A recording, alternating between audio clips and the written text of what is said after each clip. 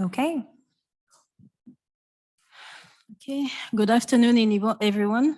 So Chair and Jim Vondo speaking. I will ask for your patience, cooperation, and grace. We didn't have a meeting in June, so I'm feeling slightly rusty, but hopefully everything will go well. So I'm calling into session the Yolo County Climate Action Commission meeting. Today is Monday, July 24th, 2023. We're starting this meeting at 4:08. We are meeting in Woodland in person in the Yolo County Board of Supervisors chambers. I would like to welcome my fellow supervisors, welcoming the staff, our consultants, and also our supervisors and supervisor staff. Thank you again for joining us today. We are going to open this meeting with a roll call. So Kristen, whenever you're ready for the roll call. Thank you. Commissioner Reed? Here. Commissioner Daddle? Here. Commissioner Ullman? Here. Commissioner Kim is absent today. Commissioner Serena? Here. Commissioner White? Here. Chair Mvondo? Here. Commissioner Austin? Here. Commissioner Alvarez is absent today. Commissioner Bennett? Commissioner Britton? Here. And if I could also ask folks to please speak very closely into the microphone so it could be picked up. Thanks so much.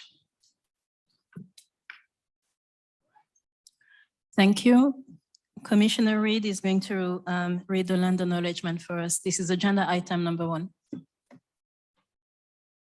We should take a moment to acknowledge the land on which we are gathered. For thousands of years, this land has been the home of Patwin people. Today, there are 3 federally recognized Patwin tribes. Kachil Dehe Band of Wenton Indians of the Calusa Indian community, Quetzal Dehe Band of Wenton Indians, and Yocha Dehe Wenton Nation. The Patwin people have remained committed to the stewardship of this land over many centuries. It has been cherished and protected as the elders have instructed the young through generations. We are honored and grateful to be here today on their traditional lands. Thank you, Commissioner Reed. Let's look at agenda item number 2. So approval of the agenda. Fellow commissioners, do we have a motion to approve the agenda, or would someone like to make an amendment to it? Commissioner Britton? I would move to approve. Do we have a second? I second. Commissioner Serena, any discussions on that? I don't see any. Kristen, would you remind me, do we ask for public comment on that? Yes. Okay, do we have any comments from members of the public on the agenda? No reactions, okay. We're ready to put it to a vote. Commissioner Reed? Aye. Commissioner Daddle? Aye. Commissioner Ullman? Aye. Commissioner Serena? Aye. Commissioner White? Aye. Chair Mvondo? Aye. Commissioner Austin? Aye. Commissioner Bennett? Aye. And Commissioner Britton? Aye. The motion passes unanimously. Thank you. Let's move on to agenda item number 3. I welcome the members of the public. Thank you for joining us. As a reminder, you have 3 minutes to leave a comment. So I'm going to start with members of the public who are here in person, and then we will turn it over to people who are online. Among those in attendance today, is there someone who would like to make a public comment on an item that is not on the agenda? Okay, not in the room. Do we have any public commenter online who would like to address the commission? I do not see any online, but I received a written public comment, which I'll read for the public record. Thank you. This public comment is from Scott Stewart, Davis, California, ally for Fridays for Future and member of Indivisible Yolo Climate Action Team.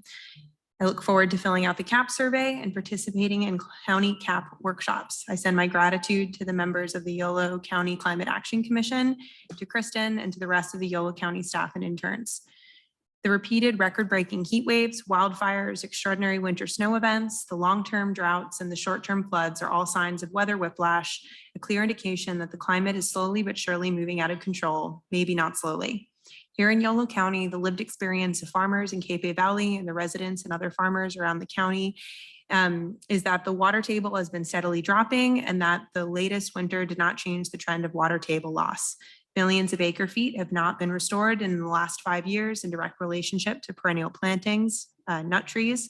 On previously non-irrigated lands, the water loss is accelerated. I would recommend to everyone on this committee and staff consider watching the 20 minutes of testimony presented to the supervisors on July 11th. Yolo County residents rationally reported this devastating trend that is no longer a threat is just a question of how much damage we let continue. In response to our local water security, I recommend that this committee consider supporting a moratorium on further well permitting being considered by the Board of Supervisors. Further, that existing commercial wells be regulated to allow for tempered use by legacy farming and water use. Water is basic to all parts of CAP and climate sustainability. In response to our national global climate crisis, please join with 350.org, Sacramento Climate Coalition, Third Act, Sunrise Movement, and other youth-led and other climate action groups. I would urge the commission to formally request that the Biden administration declare a climate emergency. Thank you for your work and your consideration. Thank you, Kristen. Thank you, Scott Stewart, for your written comment. I believe this closes our time on public comments. So we're going to now look at agenda item number 4, which is approval of the commission meeting minutes from May 22nd, 2023. So I'm turning the floor to our commissioners. Is there anything that needs to be amended on the minutes as reported? No reaction online? No, okay. Do we have a motion to approve the minutes? I move approval. Commissioner Reed. Second, thank you. Second. Commissioner Ullman did a second. So any discussion, feedback on that? Members of the public, online or in person, would you like to say something regarding the minutes from the month of May? I don't see any public comment at this time.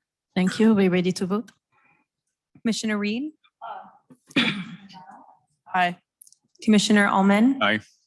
Commissioner Serena. Aye. Commissioner White. Aye. Chair Mbondo. Aye. Commissioner Austin. Aye. Commissioner Bennett. Aye. And Commissioner Britton. Thank you all. The motion passes. This concludes our time on agenda item number 4.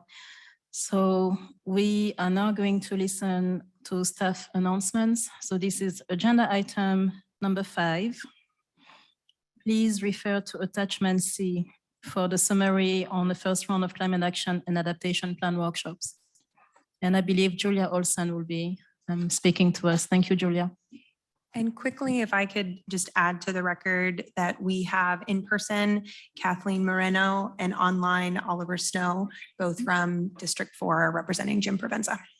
Thank you. Welcome both.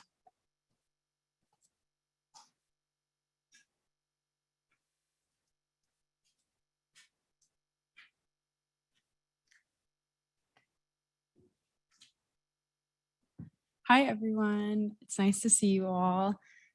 I'm just going to give a quick overview, and you can also refer to the online binder of attachments if you want to go back to this later. But our workshops, I think you guys would all agree, were a pretty big success. I think we had a good turnout. It left me feeling pretty positive about the upcoming workshops that we plan to do in October.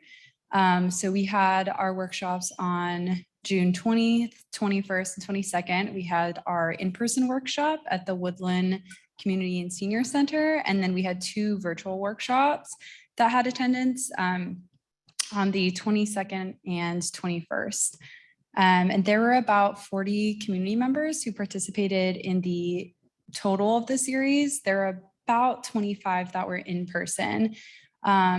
And provided a lot of input and feedback on how their communities are experiencing the impacts of climate change and what actions they feel that the county should take to address climate change, and then what actions they as individuals were willing to take to reduce their own carbon footprint.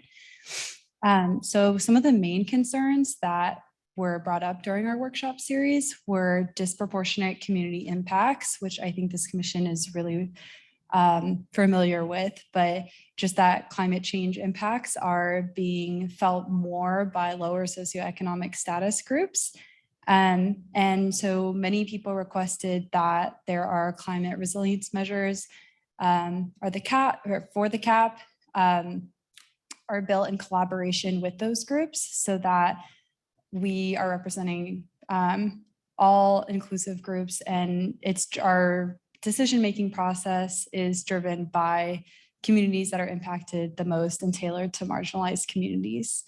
One of the other participant concerns was extreme weather events, such as flooding and infrastructure damage due to storms, as we've all experienced in the last year, power outages and droughts due to extreme heat, and then wildfires. So those were the three main ones we heard from participants. Another issue that was brought up or concern was ecosystem degradation and loss, infrastructure limitations, and then on the flip side, some coping mechanisms and community engagement ideas that were brought up from the individual action standpoint, where participants seemed frustrated that with the emphasis on individual actions, because some individual actions they felt can't be completed without infrastructural support. So this was something that we will want to incorporate in our climate action adaptation plan. And so there was support to have the community be more collaborative, and then also for us to address those infrastructure needs so that individuals can successfully reduce their own carbon emissions footprint. And then a couple other requests that I'll go through really quickly was that participants were really curious to know the data. They would like the county to be more transparent with their data. They felt that they're lacking a clear understanding of the county's jurisdictional power. And so they want to be more involved in the data so that they can support the climate action planning process. There were some requests that schools be more walkable, that we are more aligned with goals from the school districts are aligned with the goals of the counties. There were requests on agriculture, that mass transit be incentivized, and that when weather conditions are dangerous, like they are today, or air quality is bad due to wildfires, that there is hazard pay. But overall we had, and there's a couple other topics that are listed in our summary of our workshop series, but overall I'd say it was a really positive start, and we've already sent out to everyone our sign-up sheet for our tabling events for the remainder of this month.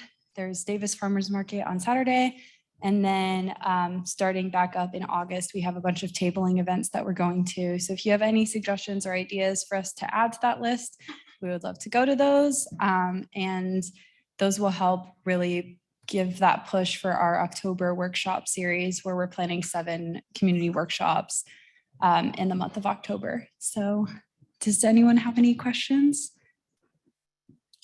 Yes. Yeah. We want to say that Gretchen did a great job. We wanted to say that Gretchen did a great job with the South Davis Citizens Advisory Committee meeting, and to thank her for sitting through the rest of that meeting. We also wanted to say that the first CAP workshop was very good, and that we're excited to see more in the future. Thank you. Thank you. Commissioners, anything you would like to add? No? Okay, I think we're ready for the next item. Thank you so much, Julia. Thank you.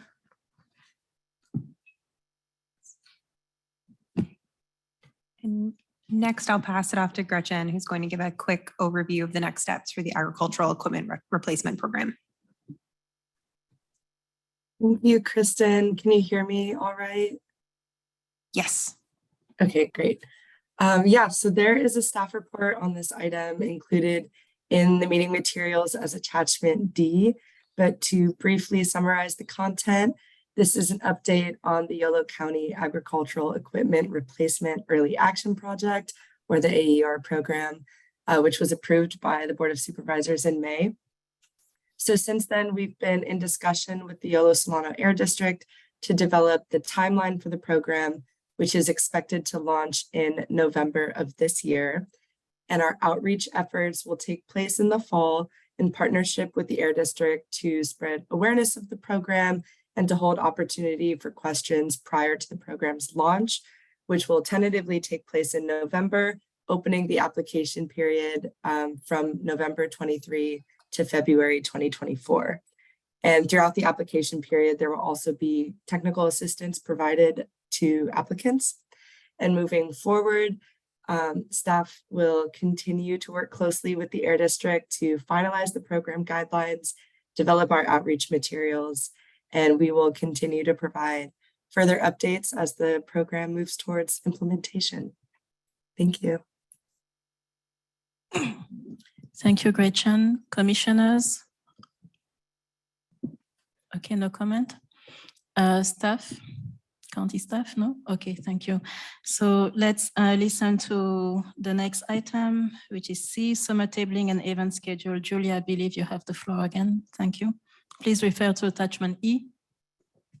And I think Julia mentioned the event schedule as part of Yeah. her last item update. And Mhm. so if anybody does, and this goes to everybody here, members of the community, anybody listening in via Zoom, if folks have other events that you would like to request or suggest that we table at, please do let us know.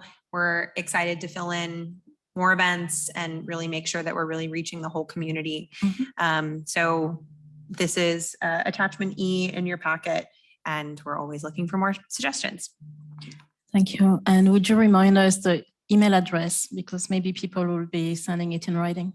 Thank you. If you have any recommendations, please send them to sustainability@yolocounty.org. Thank you. Commissioner Reed would like to address the commission.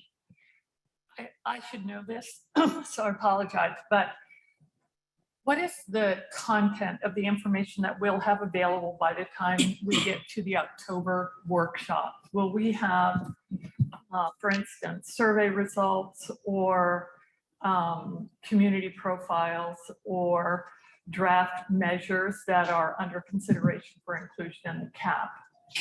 Yes, all of the above. So the timeline moving forward from here, the next item 7 on our agenda will be talking about the launch of our CAP survey.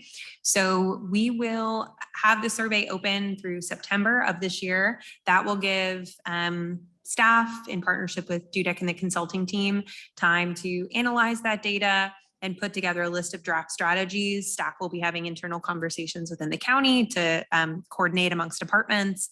And so the idea with our next round of workshops in October, and this is with the feedback of the commission and the Equity and Engagement Technical Advisory Committee, we're going to have many. The goal is really to have these be as tailored as possible to community needs. And so it'll be discussing particular strategies with communities to see what they want to see prioritized and included in the CAP. And so that'll be informed by survey results, the results of our tabling. And we're asking folks, it's not a requirement, but folks do have the ability to share where they're filling out the survey from, which will help us be able to tailor those conversations to what folks may have submitted. And likewise, when we're doing our conversations, we keep notes of what we're hearing from the community based on which outreach event that we were at. So that's the ideal structure. I will say that on the natural and working land side, and Heather from RCD will talk about this as well, we have a separate outreach sort of channel path to also get us to a series of ag roundtable discussions, which we're hoping to take place in November. And so as you'll see in the staff report, the window of time for the ag survey is slightly longer, just because this is such a tough and busy time for the ag community that we wanted to push that out a little bit more to make sure we can maximize responses. And when do you expect the community profiles to be available in draft form? And do we have a process set up where the communities that are profiled will have an opportunity to review and provide input on the characterization of their community and their needs? I think that we'll have to think through the best process for that. We were hoping to have draft community profiles to the commission next month. And I think that's something that we could even potentially have as a element of these community roundtables. And so I'll make a note to chat with Dudek and the team as we come up with draft agendas, and that draft agenda for those workshops will come to the Equity and Engagement TAC ideally next month. And so let's make sure that we continue to talk about the best way to include that in the discussion. Thank you. Thank you, Commissioner Reed. Commissioner Britton? Quick question. When is the window for these, not the ag ones, but the normal ones? When does it close? I see they're only through August. Is there any outreach events available in September or? So the outreach event, the survey is going to go through mid-September, or September 22nd is the tentative or the current close date. It's just that these are the events that we've scheduled to date. And so we are already, I've talked with some commission members, with Adelita, for example, about an event that's being scheduled for September, but we're just seeing that a lot of events aren't formally been announced yet. So we are planning to continue our outreach through the time that the survey is closed to really make sure we're maximizing responses. Great. Thank you. Thank you. Is that Commissioner Bennett? Yes. I'm not Commissioner Bennett. Are you calling on me or? No, I was calling Commissioner White. I didn't have my glasses when I call on your name. I'm sorry. Sorry, I'm not talking on the mic. So that was kind of my comment too. This seems like an extremely full schedule with events on the same days and often going back to the same place. I also noticed that only Esparto is not in Davis or Woodland. And I'm just, certainly I've suggested a couple of events that were in Clarksburg that have now passed and some things coming up in West Sac, but I really do think we need to be more proactive in looking for things that are winters and outside of the Davis Farmers Market and the Woodlands Farmers Market. I also think this is way too many events for folks to do. I think you guys are pushing yourselves way too hard on this. Yeah, so both of the events on August 5th are in West Sacramento. And that was, I think we've been emailing, we have emailed every library branch. There's also the one on the 26th of August, is it the Yolo branch library? And so, yeah, we have Esparto, Yolo, West Sacramento here. I missed that, sorry. And so we wanted to do both of those events because we've done a ton of outreach, a ton of research. And, if folks are, Commissioner Britton, I think any connections in winters, we've been trying to get to one of the the third Thursday or fourth Thursday events, but have been unsuccessful. And so we would love to get out and do more.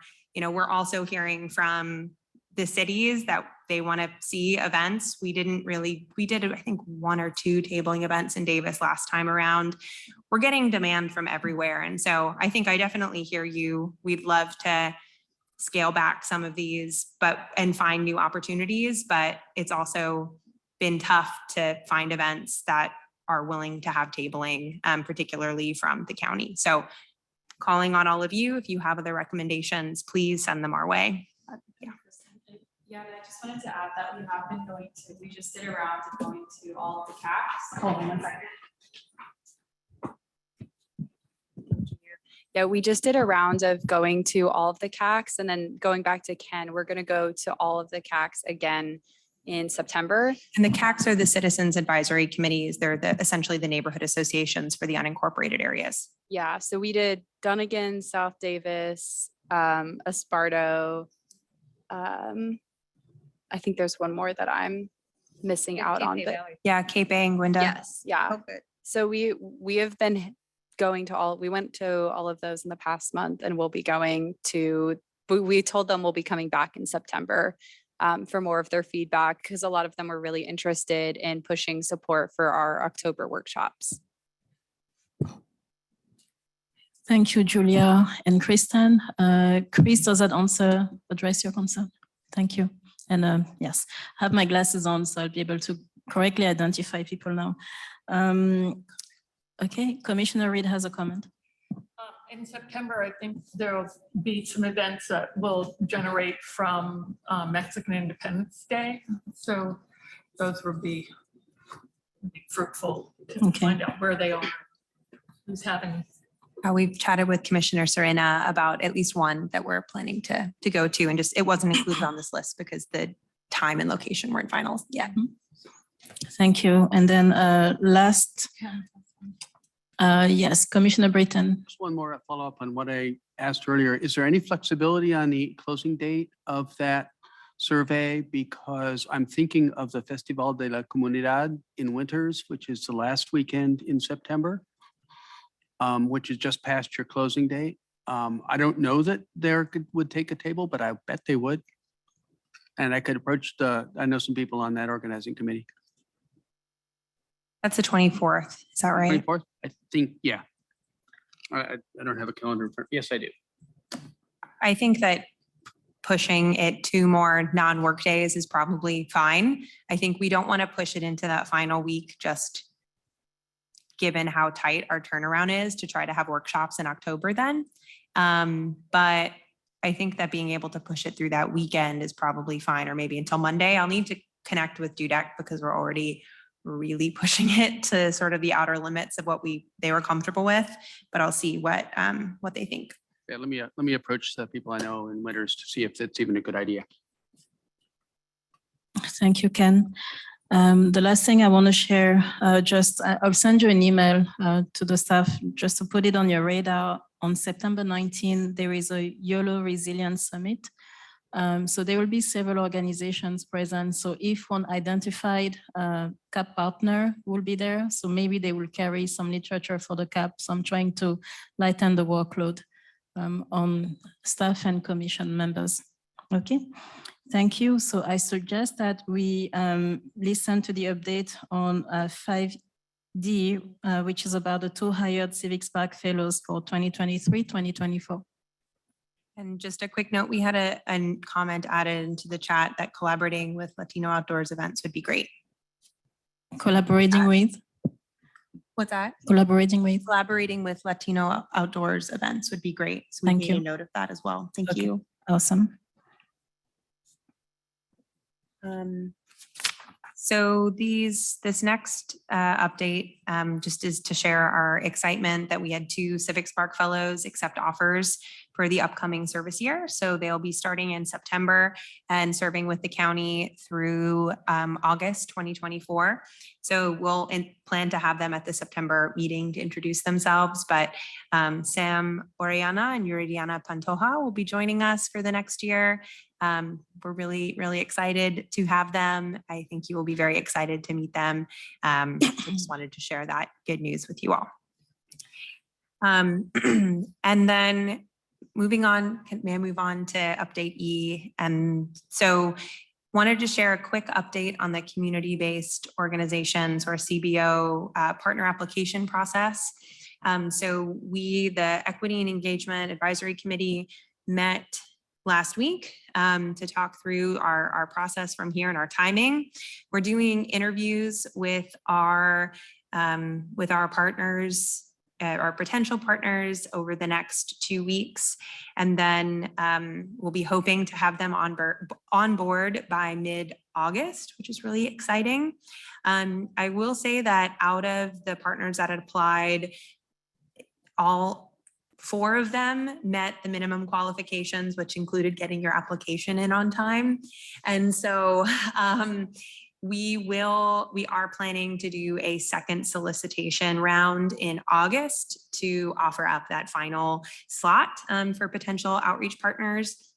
So more on that to come. And then by the next, at our August meeting, and I cannot believe that next month is August, we should be able to formally announce our outreach partners to the commission. Thank you. That's exciting. Any reactions on that from commissioners? Not at this time. From staff, supervisor staff? No, okay. Thank you for the good news and congratulations on the hiring of the Spark Fellows. The congratulation really is about pulling it off and having the budget for that. Awesome. And I can share just the last staff announcement very quickly, is a note that tomorrow the Board of Supervisors will be discussing potential allocations for the last pool of American Rescue Plan Act funding for the county. That's tomorrow, right in this room. That's, I think, all I will say about that for now, but I just wanted to flag that for folks. And if anybody feels moved to attend and be a part of that discussion, that will be tomorrow. Thank you, Kristen. So I think this almost concludes our time on staff announcements. So before I close it up, I want to ask one last time our commissioners if you have any reaction, comment, feedback, question on what you heard. Any online reaction from the commissioners, from Bernadette? Members of the public? I do not see any public comment at this time. Okay, so thank you again, Juliette, Gretchen, and Kristen. So this concludes our time on agenda item 5. Let's move on to agenda item number 6. We're going to hear updates on our technical advisory committees, and we will start with the equity and engagement one. Commissioner Serena, we'll start with you. Yes, we met last week for the first time after missing a month. And so we were also glad to be back and kind of looking over some of the things we've discussed here already, which is the overview of the first in-person workshops. We debriefed that as well as the virtual workshops. A lot of us were engaged in person at that workshop and also at the online one. So we were able to, give our perspectives of what went well, what could be done better. We thought everything went great, and it was, a really solid start to the first round of community input sessions. We do have ideas of how we could strategize engagement with community members that we would have liked to have seen there. And so we discussed some of that, and also just, tactics about how we'll continue outreach moving forward. And some of our youth TAC members had wonderful suggestions about how they could engage young people as well. So it was really nice to hear those options. We did speak about the survey that will be launched and how we'll conduct outreach for that as well. Again, the youth chimed in about how they'll also be reaching out to some of the youth community. One of our members, Izzy, is on the Youth Commission and is planning to provide an announcement there to the youth that the survey will be getting launched, that they will be sharing that in their own jurisdictions that they represent. So that's exciting. And we will be, we'll continue that conversation, because we do feel this is where we really need to push for that community input. As mentioned, at the in-person and the online community input sessions, we really want to see more representation for the ones that will be taking place in October. So really trying to strategize how we'll be conducting those sessions regarding outreach. We also discussed the community based organizations, how we'll be conducting interviews or for those that are qualified, which all of them are qualified. So we're excited about actually having that opening so that we can really advertise for that. This is going to be critical, having those partnerships with the community organizations to really engage, again, the underrepresented and communities in the rural areas. And So we're excited about pushing out that opening for the additional community-based organization. And I believe that was about it. Is there any other items I may have missed that Bernadette, I know you're online.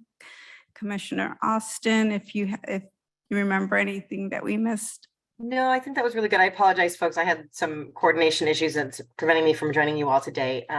But yeah, I mean, I just wanted to say earlier that the whole team has really done such an excellent job working hard on equity engagement. We put in a lot of time, not just the members of this committee, but also the staff. So I really want to give a shout out to them. And I know that this item sort of already passed, but I wanted to just concur that we're trying to do a lot of things. We're trying to be in a lot of places. And I think that's really noble, but I want to reiterate what we've talked about in the past, which is it's not just this survey or this particular round of outreach, but trying to find a way to kind of keep people engaged over time and engage them in a way that really encourages participation by some of the folks who haven't traditionally had a seat at the table or haven't had an opportunity for whatever reason, logistic or otherwise, to be engaged. They usually face a lot of barriers. So yeah, that's all I have to add. Thank you. Any other thoughts that I may have missed? What I want to add is that Commissioner Austin and Commissioner Serena and I participated in a focus group with West Sacramento, who they have a program. They have several programs that are addressing gaps in mobility for vulnerable communities within the city. And so they sought our input to that program insofar as the framework that they're using to identify priority elements that in the infrastructure that could assist and amplify mobility, non-vehicular mobility for vulnerable communities within the city. So our outreach, we're trying to extend our outreach to also interact with the cities that are active in their climate and sustainability efforts. Thank you, Commissioner Reid. A clarifying question. So when you say with West Sacramento, do you mean the city or a specific organization? It was the city of West Sacramento. Okay, thank you very much. Do we have any questions or feedback from commissioners? Any reaction from staff? Okay, so I will use my chair privilege to add something at this point of the meeting, exceptionally.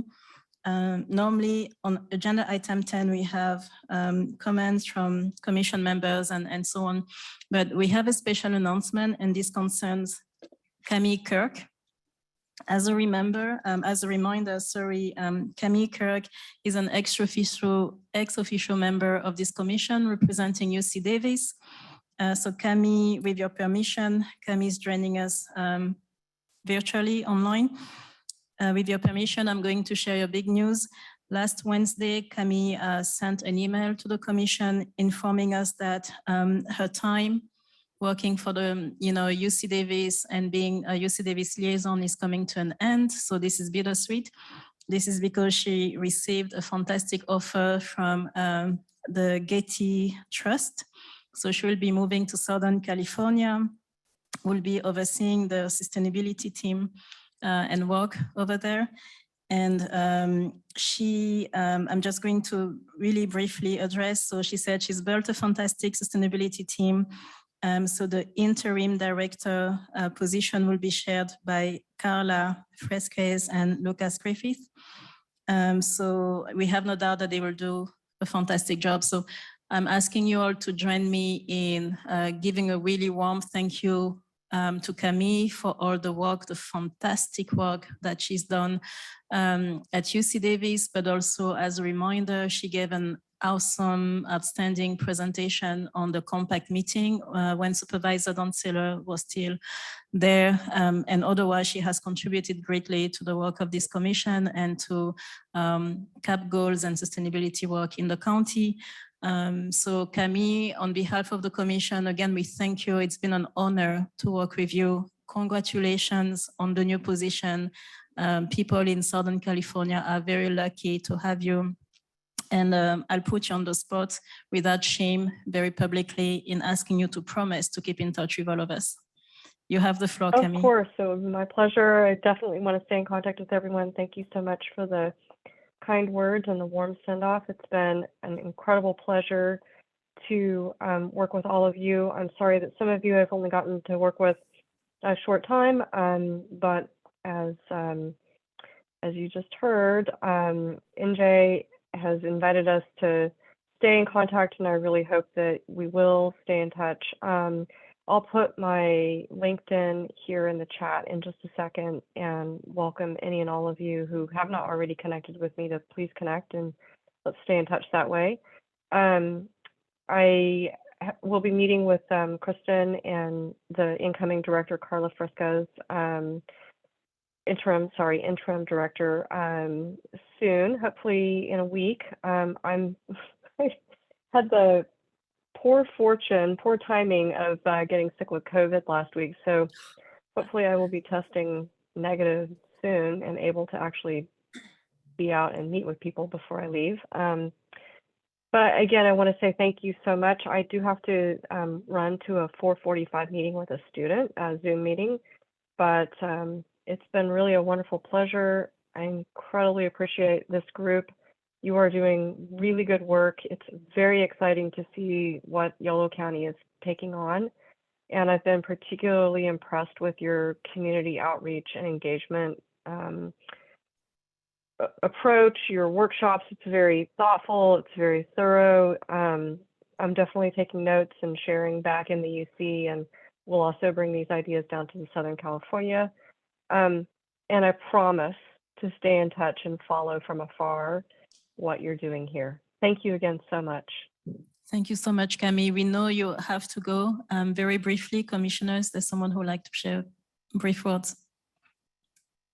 Sure. Yes. Just thank you for your contributions, and congratulations on your path ahead with Southern California. Will someone be taking your place? Will someone be stepping? So right now we'll have an interim director. Her name is Carla Fresco's, and while all of my different board appointments and board seats and everything are still being discussed at UC Davis as to who will step in on what thing, depending on their expertise and availability and all that sort of thing. Carla will be the interim director, and she's absolutely wonderful, fantastic. She has a background, a PhD in ecology, so she's definitely interested in things like land-based solutions. And I think she's going to be an incredible partner. She's done a tremendous amount of work on student engagement and high impact student learning opportunities. So she's very thoughtful and intentional as well about engagement. I think that'll be a great connection that you'll have with her. Although, again, there may be somebody else filling in my shoes on the commission. That's something that we have to discuss, obviously, with Kristen and others to make sure that UC Davis is appropriately providing the kinds of support and input that you need to be successful with the commission. And I'll put in my LinkedIn, and I'll also put in an article that dropped on the UC Davis site that lists these people, who they are, that I'm just saying the names of, so that you don't have to try to figure out from just listening to me. And I can put all of I can put all of that in the notes. And I apologize, Camille. I completely misread your message as you had to leave at 5:15. I'm getting too much multitasking this meeting, so I apologize. But just want to also share that outside of the commission, Camille has been such a huge champion at coordinating regional efforts within the county for many, many years. And it did so much to help me learn about roles and coordination when I came on board. So I'm so grateful to Camille for all of the systems that she set up to help the county, the cities, the university collaborate better and more effectively over time. So thank you, Camille. And thank you, Camille. I almost got my, let me drop my LinkedIn, and then I do have to say goodbye because I've got to go meet with a student who's looking for me. We thank you for taking the time to come today. I know you have a busy schedule. Absolutely. I wouldn't have missed it. I wanted to say goodbye to everybody and thank you all and let you know how much I've appreciated your collaboration and your wonderful colleagues. So thank you again. Thank you. Thank I'm you. gonna have to say goodbye. Bye. Bye. Neil. Okay, so who is emotional? So let's resume the course of the order of the agenda. So now we are on agenda item number 7, number 6B. Okay, so we're going to listen to an update from the Natural and Working Lands Committee or Advisory Committee. Is Kate going to be the person giving the update? It'll be Heather today. Okay. Hi, Heather from Yolo RCD. I'm just promoting Heather to a panelist right now. Wonderful.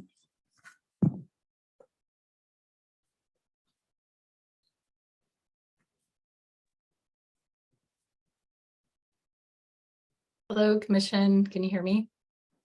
Yes. Yes. All right.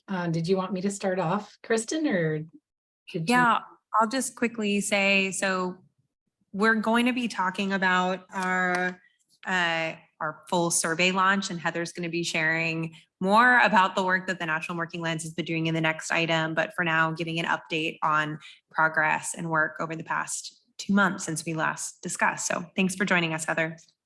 All right. Well, Kate would probably give a much more thorough update than I could. But she just left on vacation, much needed vacation.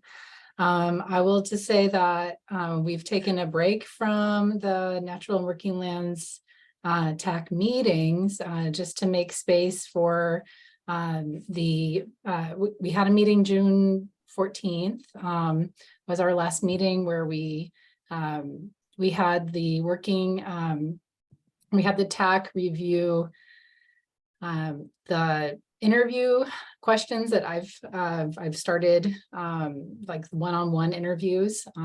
So we had the TAC review those, and then we spent most of our time looking at the rollout and the interface of the online survey, which was really productive and good to get input from the TAC for that. So that really set us up for the next couple of months following. It's during the busy season. We have gotten some feedback on extending the deadline that I think Kristen already alluded to. But the one-on-one interviews are underway. I'm also jumping into various meetings. I was at UC Cooperative Extension last week and met their new staff and existing staff and talked with them about this program. And just part of UC Cooperative Extension individual advisors. So there's like a small farm advisor, there's a tree crop advisor, there's an agronomist, there's lots of divisions within, and a rangeland specialist. So they all have their own specialized listservs. So getting a FaceTime with them and answering their questions about the CAP and why we're doing this was really beneficial. So that's all happening now. I've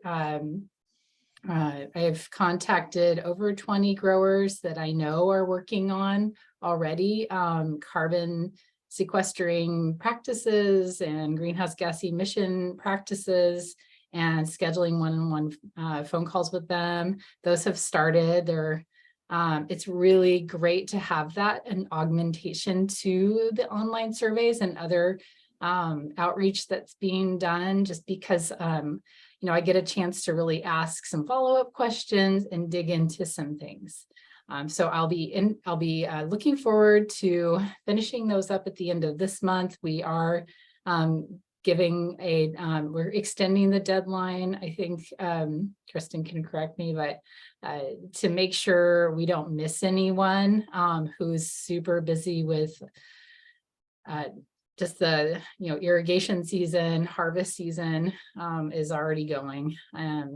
So we just want to make sure everyone's feeling included. These, I've gotten a lot of really good feedback from folks that I have talked to. They're very grateful that we are taking this kind of time with them to really dig into some of the complexities of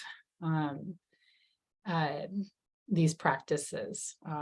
So I could go into a few details, but I don't know if that's what the commission would like yet. So we will I'll continue to gather detailed information and work with Kristen and her team to get those in data that our consultants can use. And I think it's moving along. It's moving along well. Heather, thank you so much for that update. And I want to mention that the next agenda item, I think, will probably give you the opportunity to share more details on the survey that you mentioned. But thanks again. That's before I open the floor to questions from commissioners and comments, I would like to thank again every member of our technical advisory committees, commissioners, members of the public, subject matter experts. You are going above and beyond, and we want to acknowledge it. So thank you for the time that you're giving and the resources that you're sharing. At this point, fellow commissioners, you have questions, comment? Yes, Commissioner Britton. Yeah, so you've said mostly it was great. I'm glad to hear things are going well, and that what you're doing sounds like important prioritization. I'm a little curious about natural lands, though. What's your interface with the federal lands off to the west side of the county, or other state lands in reserves and so forth? How are you approaching the managers of those lands, or are you? Is there anything to be done there? Thanks. Okay. So formally, at this point, we haven't done a lot of that. And that brings up a good point. We should take focus on that. So we're in a good spot as we work a lot on natural lands with the federal and state government and local government. What we haven't done is answer the questions that we're asking. So that's a great idea. We can start at the RCD and our colleagues at the NRCS, for example, we can, but I think the RCD is a really good one to do this with, is to give our full feedback on a lot of the questions that we're asking about opportunities, barriers, and what we think can be scaled up and how and what would be needed. That's something we're very much in touch with. I think I've been so focused on making sure that we have the ag and working lands represented, because it's not something that's evident and out in the world as much for us, that I've been focused on that. But yeah, that's a great point. And we can also interview our partners at Department of Fish and Wildlife at the Yolo Bypass Wildlife Area. That's a big one. There's the BLM properties in the Kippay Valley. There's UC Davis Reserve. So we do need to move into that as well for our information gathering. Thank you, Ken. Thank you, Heather. Commissioner Reed and then Commissioner Bennett. I had a follow-up to Commissioner Britton's comment, which was a concern that I had as well, and that I see when we are addressing sequestration, and I think everything you're doing is terrific, and I understand the challenges of really truly engaging the agriculture and working lands community. But since our goal is net negative, that means taking out more than we're putting in. Taking it out, it encompasses more than sequestration. And one of the things that I did note in some introductory commentary is a reference to soil health. And soil health is is important, but it's not the only means of sequestration in terms of identifying carbon sinks and magnifying and amplifying their capacity. So I'd like to see, I'm hoping to see more language around ecosystem restoration and exploring the nature-based solutions on carbon removal so that it becomes part of our sort of vocabulary and outreach and conversation.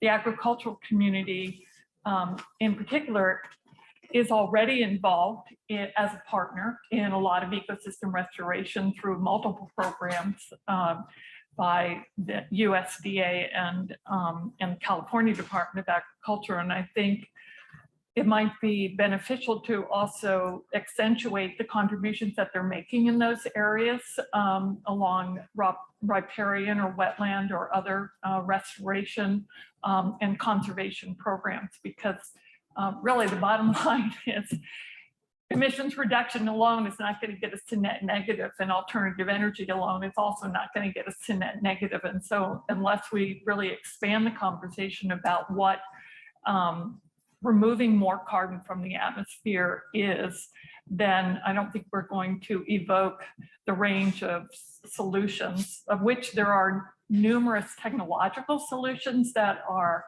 actually being funded out of the federal programs, et cetera. And so at some point in time, we're going to have to take a look at that as well. But in terms of your perspective, what you mentioned in terms of the other organizations, I think you're in a perfect capacity because of partnerships that you already have with them to explore even further what the advantages of capitalizing on ecosystem restoration can be for the county in terms of meeting our net negative goal. So thank you for the work that you've done. It looks excellent. Thank you, Commissioner Reed. Commissioner Bennett. Yes, thank you. And thank you, Heather, for talking to all those farmers and collecting that information. It's incredibly important for going along the lines that Commissioner Reed was just mentioning and other aspects of sequestration. I wanted to check in, though, that we aren't between our equity engagement and the natural working lands, that we're being most effective at one of the most marginalized groups, and that would be the farm workers.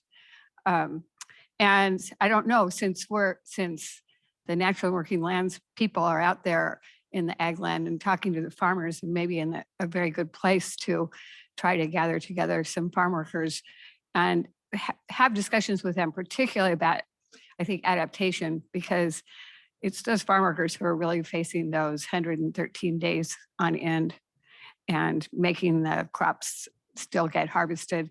And I don't know if any of the measures that we're talking about for sequestering carbon will impact the farm workers in a difficult way. But there seems like there's several issues that do influence our agricultural production, food supply that comes through the farm workers. So somehow, where is the best place to, which of the two committees is the best place to start having those conversations?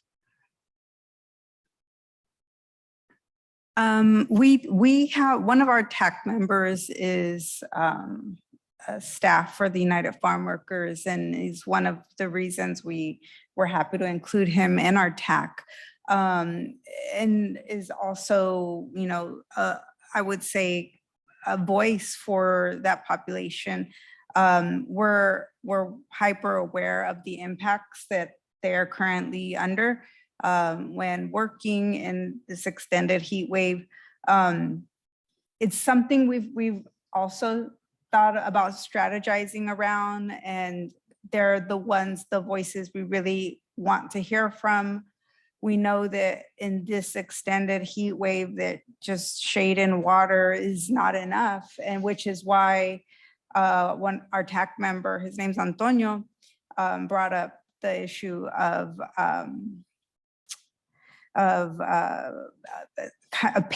hazard pay under these conditions. And that would mean, you know, them not working and taking, you know, stepping away. So what would we, you know, what is the solution, right? To harvest when, conditions are unbearable. So it's really about, really talking to the farmers, the farm workers, and seeing what kind of solutions we can come up with to really address this. We do think and are thinking about this pretty, constantly, because all you have to do is look outside, and we're surrounded by fields that are being worked by farm workers.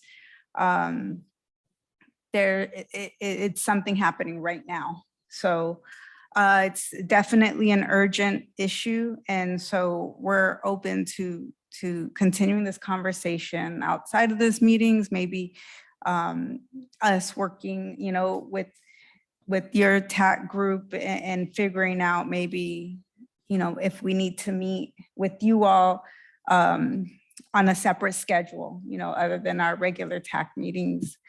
But yeah, I open it up to the other TAC members here on the commission, and let me know what you think about that.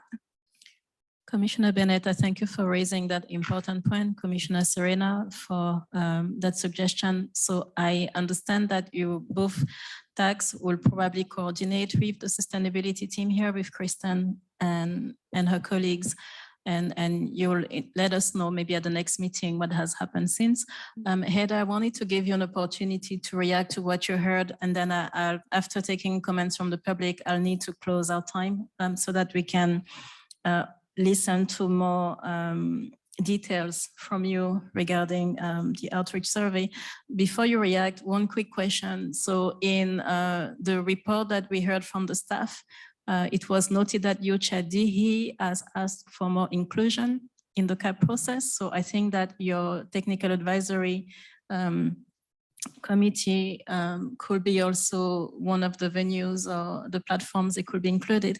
Would you remind us if you have any tribal representation on your TAC? Thank you. Sure, I will do my best here. In terms of tribal representation on the TAC, we do have Sarah Morgan, who is staff at YCCAC, who is on the TAC and works with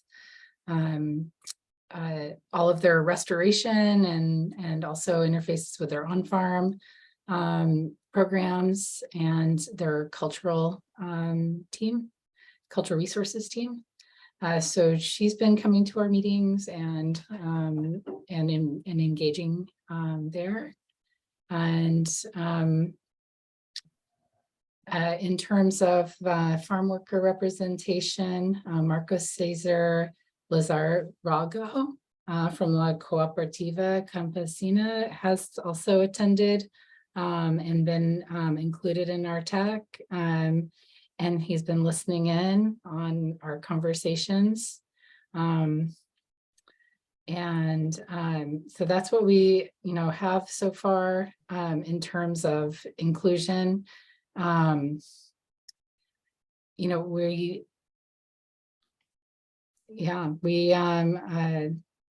been leaning more on focusing on those, leaning on the other TAC for, I think was the initial strategy for,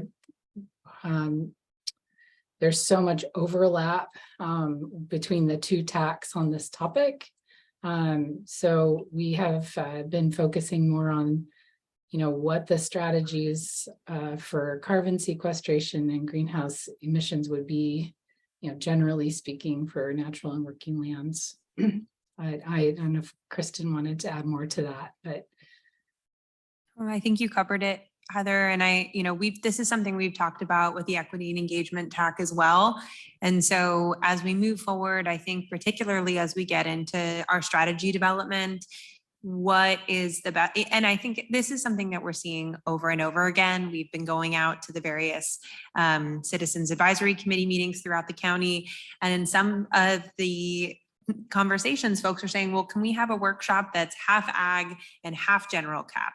I think this is just, it's constantly blending and mixing. And so particularly when we get into developing the strategies this fall, I think it could be worth a conversation with, the county staff, with RCD staff, and with some of our advisory committee members to figure out the best path forward to make sure we don't have any blind spots on this important issue. So we'll flag that as a follow-up item for us to work on. Thank you, Kristen. Thank you, Heather. At this point of the meeting, I'd like to open into public comments. Any members of the public with a reaction on the updates you heard? And we actually, Sarah Morgan is here and she has her hand up. So I'm going to pass it over to her. Sounds good. Hi, Sarah. Thanks for joining us today. We're listening to you. Hi, yes, I just wanted to confirm what Heather was saying, that the tribe is actively participating on the Working in Natural Lands group with my participation and the ability to go back and liaise with the different departments within the tribe and to talk to our leadership there. And also just to clarify, because that comment during the public workshops was made by me, and it wasn't so much saying that the county was not doing a good job of collaborating with the tribe. It was just explaining the types of impacts that are affecting the tribe, which is also similar to just the rural Western Yolo County in general, and how, you know, these kind of partnerships are so important so that the rural communities don't get left out. So just wanted to clarify that. Thank you very much, Sarah. It's very helpful. And again, I just want to thank the tribe, you know, for your presence on the commission. Makes a big difference. Do we have any public comments? I don't see any public comment from Zoom or the chamber at this time. Okay, so thanking everyone again on your contribution to this discussion. I'm doing a very quick check. Normally, when we have a lighter agenda, sometimes we've been able to take a break. I suggest that we power through until the very end, but I want to check quickly if someone has an emergency and needs a break for any reason. How are you all doing? Your silence is deafening. Okay, I saw some fingers up, so I think we're good to continue. Thank you all again. So now let's look at agenda item number 7. We're going to receive an update on the launch of the Climate Action and Adaptation Plan surveys. So Kristen and Heather will speak to us, refer to attachment F, J, H, and I. Thank you all. Thanks so much. So good segue. I'm just going to give a very quick overview and then I'm going to pass it off to Heather. So we are launching both of our surveys. There are a lot of attachments here. So F, G, and H is a staff report on the Natural and Working Land Survey. And then G and H are the final hard copy attachments. All of these things, they're in the staff report. There's the QR code that brings you to the website where we're directing folks for this information. Attachment I is about the extended CAP survey, which I'll talk about in a minute. And so Heather is going to chat. I'll pass it back to her to share a little bit of the strategy for how we're getting the word out about the Natural and Working Land Survey, and then I'll do the same for the CAP survey. So Heather, pass it off to you. Oh dear. I have been in the field all day, so I haven't had a chance to read any of the emails from our outreach coordinator. So I'm completely winging it, but we do have the online survey is launched. It's on the county's website, and essentially what is going on is we are taking, you know, the survey, which has been vetted by the TAC with, if you look on page 25 of the 73-page attachments, you know, that table that's in there with the, we're calling it the practices, carbon storage and greenhouse gas emissions reductions practices. That's the kind of information we're trying to get, we're trying to get data on through the survey process. In order to outreach for the survey, we're putting it out on our own channels. We have a fairly active social media and email listserv, but what we're really doing is we're working with all the individual organizations who have their own listservs that I kind of mentioned earlier. And I don't think I have that list right in front of me, but we're talking about, the UC Cooperative Extension, the Farm Bureau, the Cattlemen and Wool Growers Association, the Ag Commissioners listserv possibly. And then, so we have a whole list of organizations that we're asking them to also put it out on their channels. In terms of the kind of information we really want to understand are, I don't know if you want me to talk about that, but what I feel like we've needed to do and that we're doing through the survey and doing through all the kinds of communication, which is mostly this online survey, going to meetings, sending it out in channels through all the local organizations that are Yolo County centric, is find out, if people are doing these if the ag community especially is doing these carbon sequestration practices, cover crop rotation, generally speaking, mulching, soil carbon amendments, reduced no-till, prescribed grazing, prescribed fire, range plantings, which is improving pasture, silvopasture, which is adding trees to pasture, hedgerows, windbreaks, shelter belts, riparian buffers, which speak to some things that were mentioned earlier, native vegetation plantings on creeks and canals and sloughs. Those kinds of practices, just saying, hey, this is what we're talking about when we talk about carbon sequestration. Are these things you're doing? Are they things you're interested in? If not, why?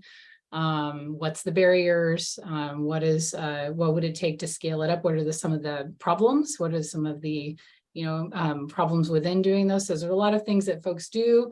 There's a lot of that have complexities attached to them. So there's carbon sequestration, and then we do the same thing for the emissions reduction. The tractor replacements, pump efficiency, improving fuel efficiency in shops, or energy use in shops and office, and then alternatives for fuel and for equipment, all those kinds of things. So we dig into all of that. We see through the survey, through the interviews, and we've been doing this in concert with the consultant to ensure that we're gathering data that they can use in the format that they need, and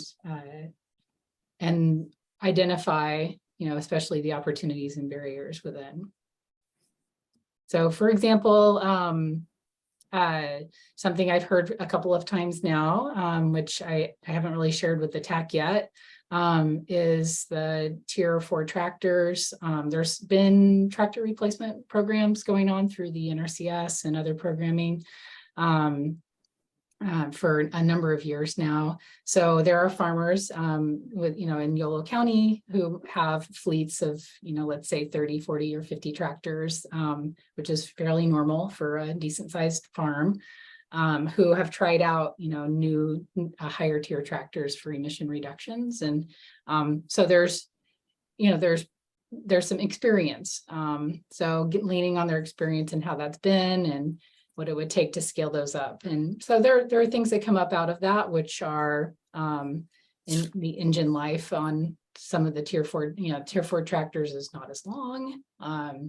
There's some added expense and repair needs, but there are also additional additives you have to put into a tank for a tier 4 tractor. So we're trying to figure out how to take, we will be figuring out how to take that kind of information, and work with the consultant to kind of dig into that a bit. There's lots of things I could also mention that I hadn't expected. Fertilizing with berry drip, for example, is greenhouse gas emission reduction practice, where you have your fertilizers on farm that are not volatilizing at the rate that a surface application would provide. So those are all pretty interesting, and we can take that information and help to mitigate, what we expect adoption might be like, or highlight programs that fund support for those issues, like the NRCS's EQIP program, and connect the dots between barriers and opportunities, barriers and resource support. So I'm rambling. I apologize that I'm not up to complete speed with all the details on exactly how we're getting out the word. Thanks, Heather. That is really helpful, though, to get that overview. And I I pulled up the spreadsheet that Kate and Heather developed a spreadsheet, and it's in addition to all of the individual outreach that they're doing, over 20 organizations that they're doing, asking for email blasts to be sent out to their memberships, combination of doing in-person presentations, doing that direct outreach through their network. So they're doing a lot of work on this. And I know we're also running a little tight in time, and I see public comment. Do we want to take public comment before I talk about the full survey, or would you like to do public comment after the full item?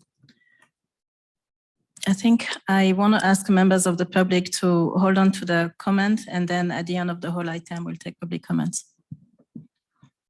And I will do the same with commissioners. So let's listen to the extending cap survey and then public comment commissioners. Yeah. Great.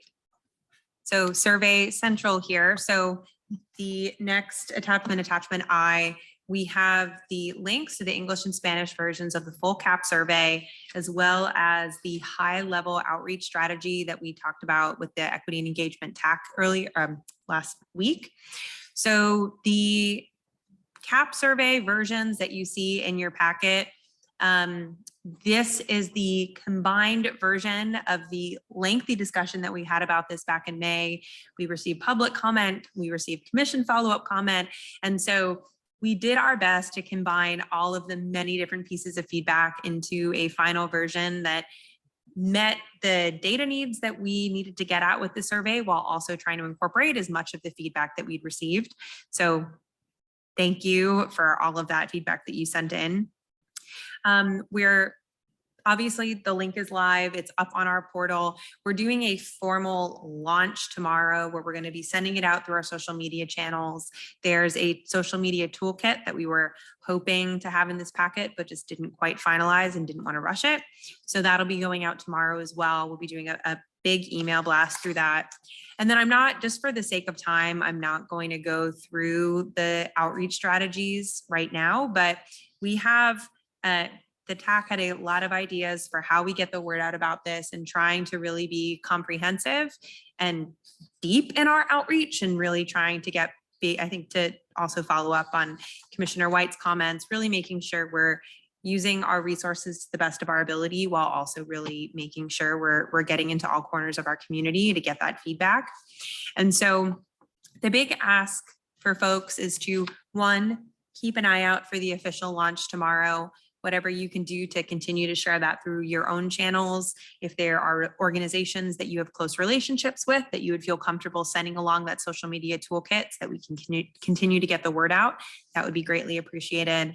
And then the other thing is, if there are outreach strategies that you feel are missing from this list, please let us know, so that, or if there are any of them that you feel like it would be helpful for staff to clarify.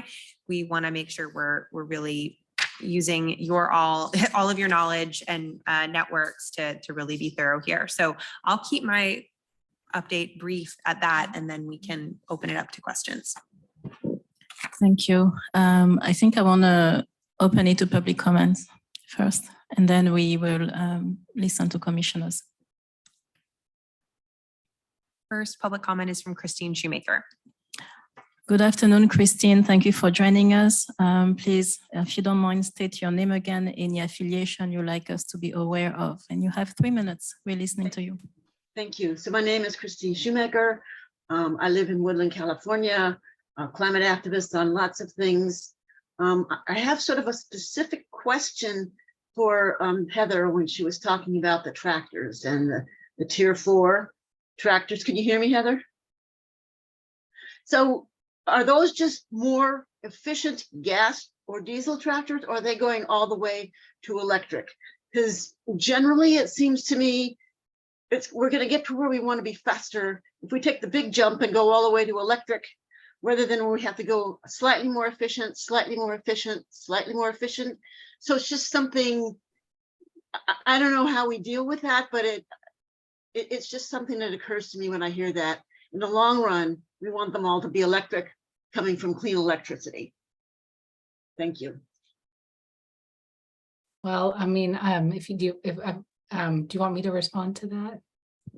Yes, if you can briefly. Okay, just really briefly, and I'm not an expert in engines or anything, but they're all, it's efficient. I think if they're efficient engines, I don't know for sure. But I've also, my understanding from the farmers that we've talked to so far is that electric tractors are not viable yet for full-scale agricultural production because the charge time is not adequate. So there's 20% of a farmer's fleet may be out 24 hours a day, basically, and there's just the uptick in trying to set up like a plug-in system for 40 or 50 tractors, and then the capacity of PG&E, for example, or to be able to. The capacity, from what I'm hearing, is not quite there for being able to do that at a speed. So it may take 5 years to get one farm set up to. That's an estimate from a farmer to get set up for full electrification, and that's after after the technology moves up to the level of being able to be charged and have enough horsepower to do the work that that they need the tractors to do. So there's been some, this is not brief, I'm sorry. I think there's some leaning into complexities that we will eventually be doing here and digging into a lot of those. Thank you very much, Heather and Christine, for your questions. So we'll take the next public comment. And Kristen? Isn't a public comment, but I see that Michael Hendricks from who's an extension of the DUDEC team has his hand up, and I'm not sure if that's in response to this or if you have another comment, but Michael. Yes, I was going to provide a little bit more information on Tier 4 engines. They are much more efficient. They have fuel injection and those kinds of things, but they primarily focus on reducing diesel particulate matter and NOx.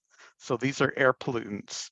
Not a lot of reduction in greenhouse gas emissions. And as Heather pointed out, going electric is a bit off from now. I can tell you we're already looking at the reduction schemes or strategies that we're going to recommend, and really prioritizing on-road emissions of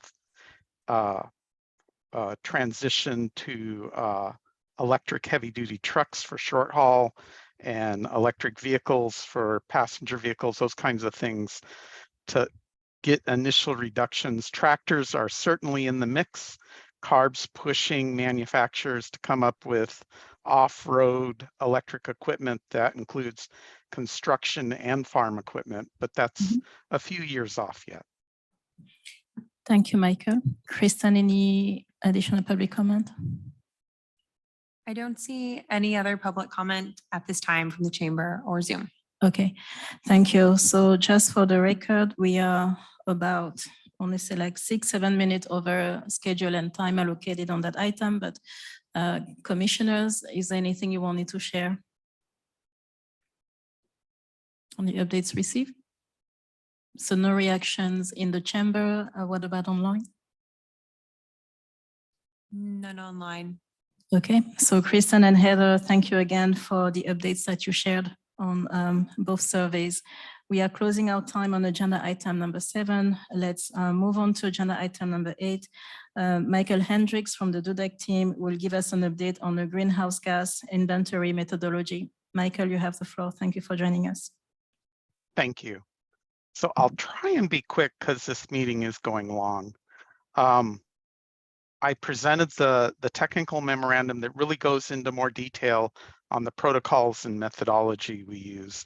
And I will make a short summary of that and augment it with kind of the circumstances and how we got to where we're at. So to start with, we have 3 different inventories that we are doing for Yolo County and the Climate Action Adaptation Plan. One is a municipal inventory, pretty easy to understand. It's the facilities, vehicle fleet, and operations of the county that the county either owns or operates. And then the community-wide inventory, which looks more comprehensively at the entire community, which includes all the residents and businesses and industrial sources of emissions within there. And then the third kind of inventory we have is a consumption-based inventory. And it follows a completely different methodology. So I'll set it aside for now and focus on the first 2. So on both a municipal inventory and a community-wide inventory, we start with the general reporting protocol, which really sets the methods of how you calculate GHG emissions from a given source. Those are augmented actually by the IPCC's assessment report and synthesis report. There's a lot of information in those reports. The 6th assessment report, AR6, just came out here this spring. And of course, the news was all about the really horrific predictions on climate change and where we're at a tipping point on that. But a lot of the details in there with the subcommittees within the IPCC provide us with updates on the global warming potential of each type of greenhouse gas emissions, the recommended emission factor we use to figure out the tons of emissions associated with each source, those kinds of things. So we always augment whatever protocol we're using with the latest assessment report, and currently that's AR6. The general reporting protocol, like I say, just goes into the basic fundamentals of how to calculate GHG emissions from a given source. The general reporting protocol also divides emissions into 3 scopes. Scope 1 is direct emissions. When you're thinking about direct emissions, think of like the tailpipe of your car. You're directly emitting as you drive. Another example might be a gas stove or a gas heater that you have at home that's directly emitting emissions. Scope 2 is indirect emissions that are mandatory to be reported. Those include like the consumption of electricity that in turn generates emissions at the electric plant. It's indirectly, you are indirectly emitting, so to speak, by consuming the electricity. And then scope 3 emissions are what we call indirect emissions that are voluntarily reported. There's no mandate that you report them, but they are often encouraged depending on the circumstances. So as an example, in the municipal inventory for Yolo County, we have recommended having the commute emissions associated with employee commutes, because carpools and things like that are a great strategy for reducing those, and we really need to track them by having a baseline for that. So when you get into the municipal inventory, there is the local government operations protocol that is used. Again, that's augmented with whatever the current assessment report has for the global warming potential and those kinds of things. But the local government operations protocol really focuses in on those facilities, vehicle fleets, off-road equipment fleets that the county owns or operates, and what should be included in a municipal inventory. The consumption-based inventory is done in a completely different style. So there's two main fundamental differences. One is that it really focuses in on how individuals and households consume products, services, those kinds of things, and the emissions associated with that consumption. So it really has a personal focus as opposed to a jurisdictional focus like the county municipal inventory or even the community-wide inventory. The other big difference is it takes into account what we call lifespan emissions.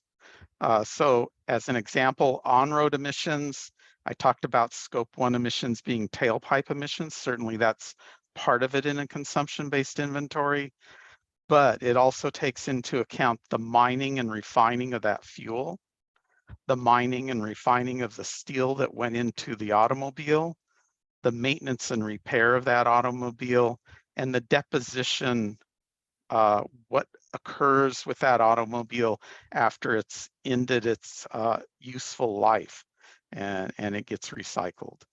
So consumption-based inventories, really a personal household kind of focus on consuming goods and services, and also life cycle emissions are included in that.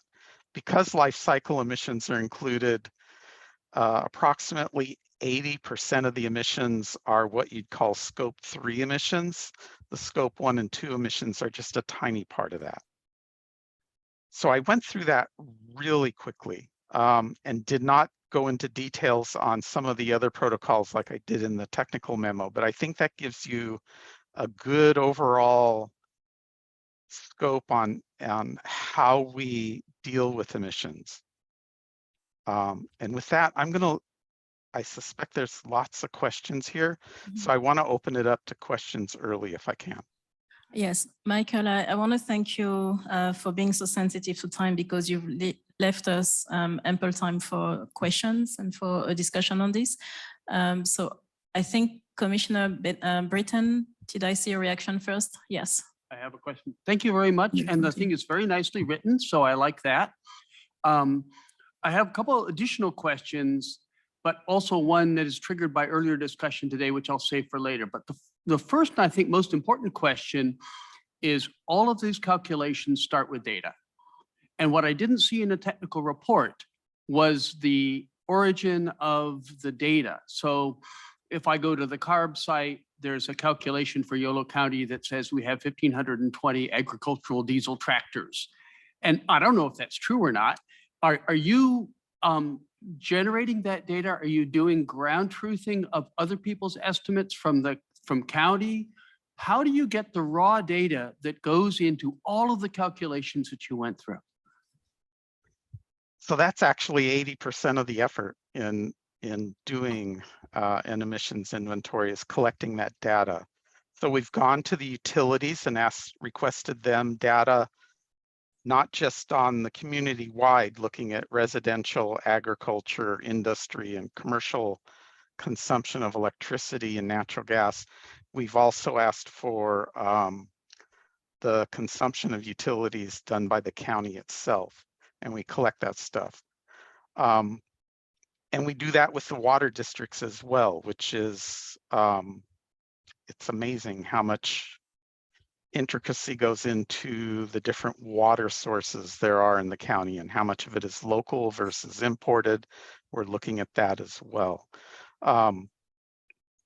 Solid waste that the county takes in and how much of it is coming from the unincorporated counties versus the municipalities, how it's treated, what kind of methane capture systems, those kinds of things. Probably the one that winds up being the most controversial is estimating the vehicle miles traveled and the emissions associated with on-road transportation. So there is some definite protocols there, but currently we have the traffic engineers that have used the regional traffic model and and looked at Yolo County in determining the vehicle miles traveled and whether that trip goes out of the county or even out of the regional model, and what those miles are within the model, within the county versus out of the county, and whether or not those trips have either an origin or destination within the county. And I'll leave it at that, but there is a lot of data collection going on in all of the different sectors. That's very helpful. But let's get also to the questions about agriculture, which I think are on several people's minds today. And so yeah, the traffic models, I see those being probably pretty well grounded in data.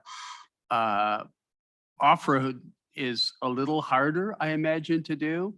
And then consumption-based inventory, which is a totally separate thing, as you said, is also requires like real surveys of what consumption is, or I don't know, estimates of what consumption is by individuals and households, and I presume also small businesses.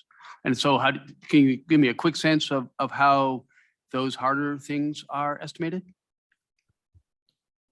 So I rely heavily on the California Air Resources Board inventory of off-road equipment. That's both construction equipment and ag equipment within the county. But we augment that with, like, there's some surveys that Heidi is doing that gives us an idea of the particular types of equipment and numbers of equipment within the county as well.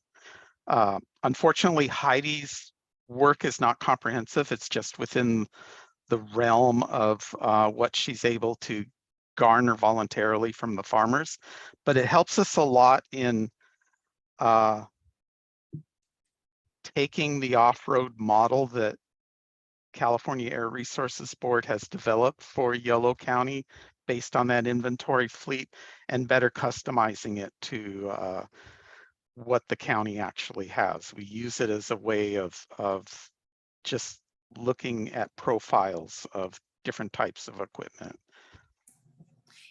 And if I could add to that as well, we had folks on the Natural and Working Lands TAC.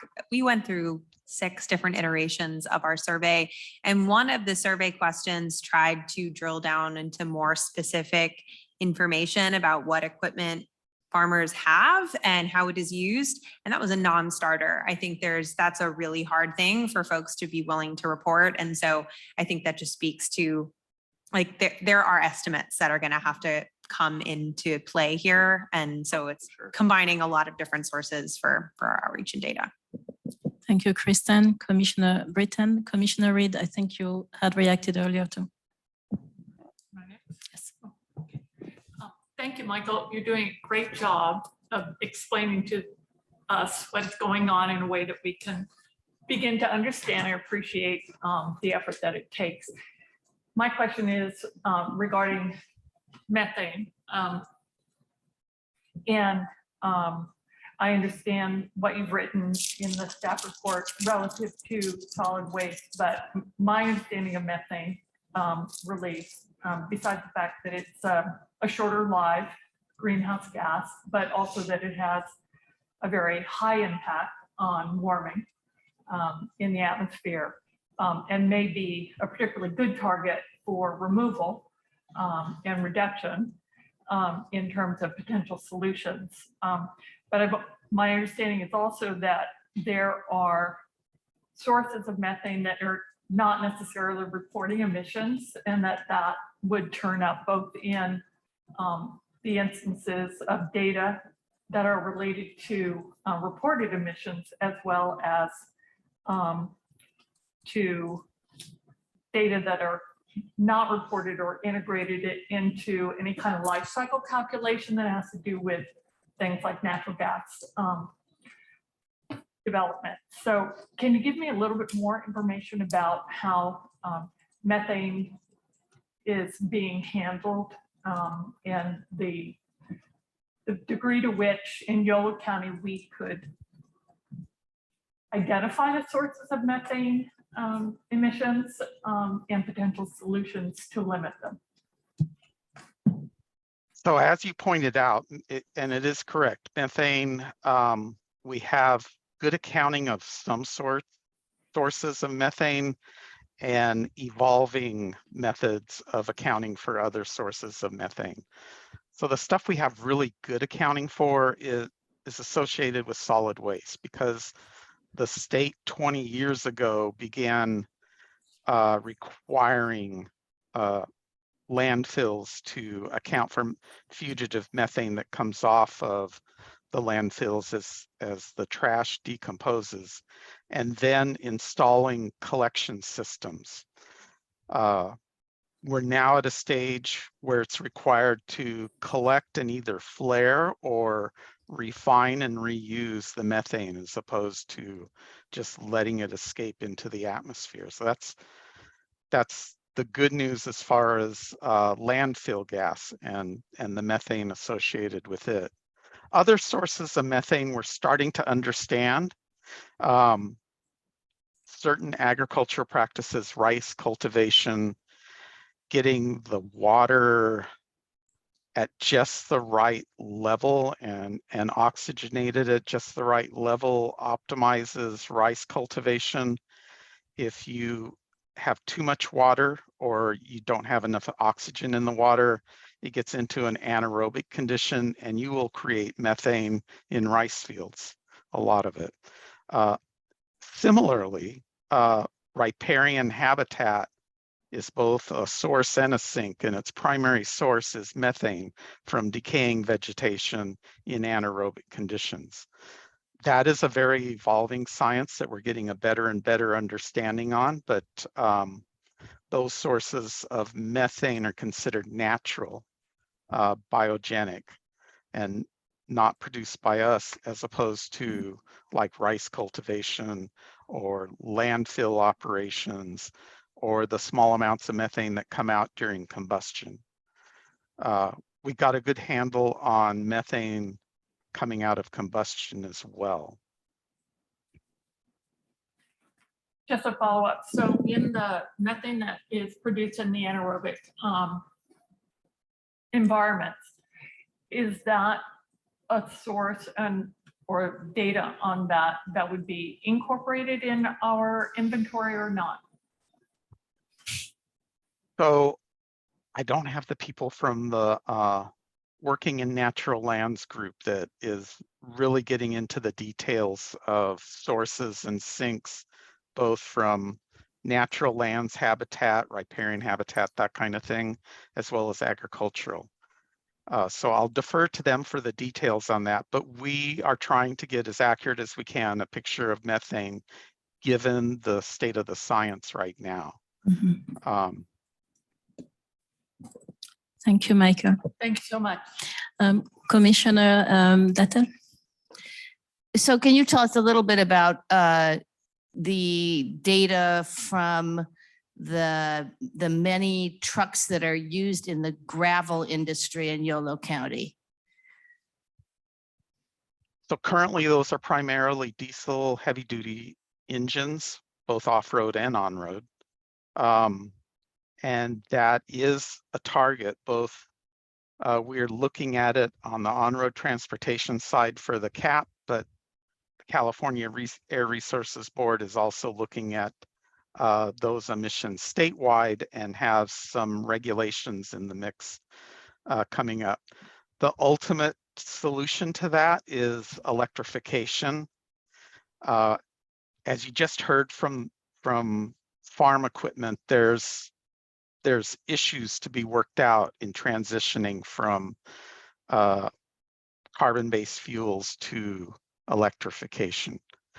One of the first things we're going to do is look at actually having truck depots, logistics, warehousing, those kind of industries retrofit themselves, and for any new or expansion, include the conduit and capacity for heavy duty truck chargers.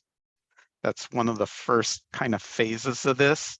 And then as time moves on and the truck fleet migrates to electrification, there's capacity for it. one of the issues of capacity is actually transmission capacity. We've looked at logistics warehousing in particular, and it can outstrip the capacity of the local electric grid network.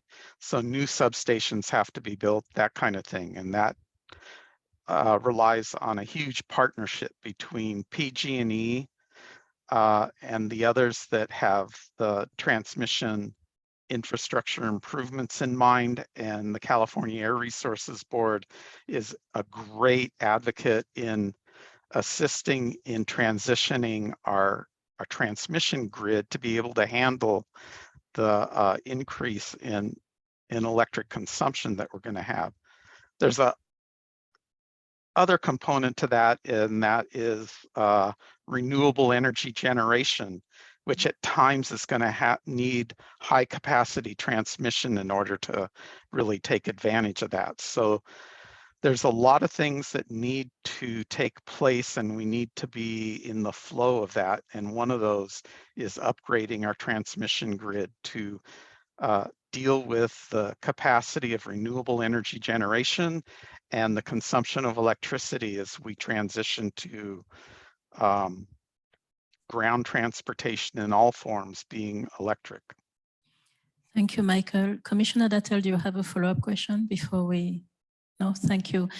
So next is Commissioner Ullman, and then Commissioner Bennett. I think you had your hand raised. White, so sorry. So Commissioner Ullman and then Commissioner White. Chris, you're fantastically patient. Thank you. Thank you. And thank you for your report. I'd have a couple of quick questions, and they're in regard to cross-jurisdictional implications and probably under the category of consumption-based inventory. As you know, we grow tomatoes in this county, lots of them. They have to be planted, cultivated, harvested, transported, processed, canned, and then distributed. And as you probably know, there's a major tomato and agricultural product processing facility in the city of Woodland. So as the county, as the growers in the county bring these products and they're trucked in for canning and processing and canning, which is largely natural gas based, it's a fossil fuel industry. What are the implications of that for the city? You talked about the jurisdictional boundaries that exist. What kind of collaboration would be needed to assist the city of Woodland in its climate action plan deal with the impact of that? So that's question one. And the other one is just the reverse. We have an extremely efficient landfill in Yolo County. To the extent that we can accept solid waste from other jurisdictions brought in here, and it can be, it's the state of the art as I understand it. Do we get credited for that because we're taking some of the load off these neighboring jurisdictions? Is there some kind of a, is it the flip side of what I talked about with tomatoes and other agricultural products? And so those are the, and Robin anticipated my question about gravel mining, so I won't go into that one. But anyway, does that make sense? The two questions I have. So on the, I'll start with the solid waste coming from all of the different municipalities into the county's landfills. That is actually part of the municipal inventory following the protocol. So that's accounted for there. On the community inventory, we just look at solid waste from the unincorporated county because that's the businesses and residents associated with that. But on the municipal inventory, we really focus in on all of the facility itself and how it operates and what level of solid waste is coming in and then what kind of emissions are coming out. So that efficiency gets reflected there. As the county, we're going to be looking at that closely to see where we can refine any additional efficiencies there and reuse of the methane that's collected. But that is how that's accounted for. Your tomato processing question gets into more of a regional collaboration. the county can certainly reach out to the city of Woodland and the other places where where tomatoes are being processed. But I would prioritize the county's contribution to that. That's the transport of tomatoes to those processing plants and the actual planting of tomatoes prior to trying to assist the city in reducing the emissions associated with the processing plant. The logical reduction measure I see for processing plants is transitioning from natural gas boilers to electric boilers. That's an expensive endeavor, so that's why I have I hesitate to bring up a full collaboration, given that that's going to be an expensive transition, and how we do that with that industry without messing up the economics of that industry, and how we work that through, the devil's in the details, so to speak. But that's how I see reductions associated with that entire process of from raw tomatoes in the field to canned tomatoes or whatever comes out of those processing plants to go to the consumers. You know, I fully understand the difficulties involved, but I would say no more difficult than heavy truck traffic hauling millions of loads of gravel outside of Yolo County. But so I appreciate that. And I also realize that UC Davis has worked hard on this in this area. And we want to talk about sustainability. We have to talk about the economic sustainability of the community as well. And Yes. so that's a bigger issue. So I appreciate your comments. Michael, thank you very much for your answer, and Commissioner Allman also for bringing economics in the conversation. Like you said, it's something that needs to be a part of our discussions at all levels of government, much more. Commissioner White, you have the floor. Can you hear me? I kicked my plug out, so I don't know if my microphone is working. So, Michael, thanks for all of this. And I just want to offer a couple of resources. When you talk about what's going on with trucking and planning the infrastructure, we're working with YCCAC right now on a regional plan for zero emission vehicles. And I'm happy to share all of the data because Yolo County is part of that. And I'd hate to see you do work that is different or duplicative of what's going on with this. And also Lawrence Berkeley Labs is doing a great big study for the Energy Commission on a project that's called Heavy Load. So you and I can talk off of this. I can share you all of this information to make sure we're in lockstep with this. I do want to encourage you to make sure you're including hydrogen in this. Many of the operators that we're talking to up here are planning to move to hydrogen, not to battery electric vehicles, particularly y'all, those gravel truck operators y'all keep talking about, they're looking at hydrogen. The next part of it is when you think about the tomato processors, as well as our rice growers and some of our other industrial users, I would encourage you as you're modeling to think about what it looks like as the natural gas becomes a greater renewable content all the way to 100% RNG in the pipeline, so that they're using that methane that we're making so much of at our landfill into the pipeline. And in this area, we're also starting to do our first blending of hydrogen into the pipeline as well. So I can give you all of that. Kristen can tell you where I live, where I sit, and I share with you all my data. Oh, thank you.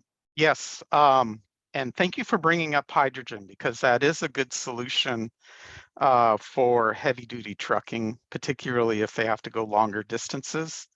One of the issues with hydrogen is just getting the infrastructure there, the fueling positions. But for like a gravel operator, that might be ideal because they keep coming back to the same place. So it's not like you have a lot of different fueling areas you need to do like you would with Oh, Michael, you and I have to talk about this. yeah.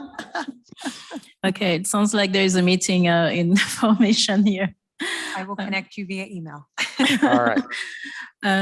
Commissioner White, thank you again very much for touching on those solutions and the information about the work that the county is doing with YCCAC. Are there more reactions from commissioners before we open the floor to public comments? No? Okay, thank you all again. So I'm asking now if we have any public comments on that. We do. We have public comment from Christine Shoemaker. Christine, you have 3 minutes. We're listening. Thank you. Thank you. So Christine Shoemaker from Woodland. And so the basic question I'm just gonna ask is the inventory that you're doing is as of now or in 2023? That's what the basic inventory is that you're doing. I'm assuming that. And the reason that I'm asking that is I have a lot of interest in the greenhouse gas emissions from the electricity. And one thing that I know, one of the first things that the Yolo County did was that they upped all of their municipal electric accounts that were not covered by solar to 100% renewable. So they did that at the end of 22. So in theory, in 2023 and going forward, I would assume all of the municipal accounts in Yolo County would be 100% or close to it. So those should be that. And the other thing that I wanted to bring up is I know people are interested in when we get to 100% renewable, and at the Valley Clean Energy's board meeting last week, there was a item there where they voted to increase the target from at 2030 from 80% renewable to 100% renewable, which I think is an awesome thing, and it impacts where we get to, because like Suzanne said, it's not the only thing, but if we don't have 100% close to our time, our endpoint 2029, 2030, we're going to be hard pressed to get to where we want to go. So that's just sort of a comment mixed with questions. Thank you. Thank you, Christine. Michael, would you like to briefly address what you heard? Sure. So the question was the inventory year that we're doing inventories to. And the sad answer to that is we cannot do 2023 because we're currently in the middle of it, and we need to have this climate action adaptation plan drafted well before the data will be available for 2023. And think about that for a minute, updating the regional model with new traffic counts, or the utilities being able to provide us with the electric consumption rates. We're not going to have that data until late spring, early summer of 2024. So currently, our hope is to have a comprehensive inventory for 2022.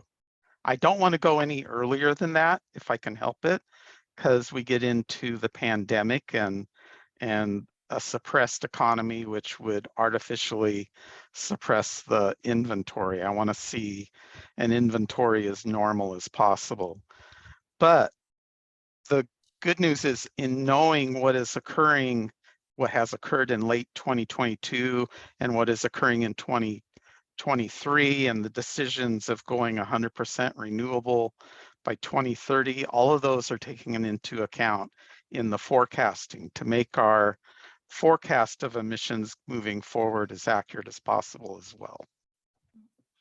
Thank you, Michael. Appreciate that. Any additional public comment? See no additional public comment at this time. Okay, I want to ask Oliver or Kathleen if you like to share a few words. Thank you. So Michael, just one quick question for me, super quick. So when it comes to GHG inventory related to car emissions, I was wondering if there is a way to, when the inventory is done, to also point out to the origin, and by that I mean the geographic location. I'm going to be more specific. There's been some concerns in the community regarding the amount of emissions that is related to traffic on the freeway. I-80 is an example. So as you are collecting data, do you think that you have a way of letting the community know the amount of which that's related to freeway traffic? Yes, so the regional traffic model and the traffic engineers that have provided us the vehicle miles traveled have looked at the entire network and the origins and destinations of each of those vehicle trips.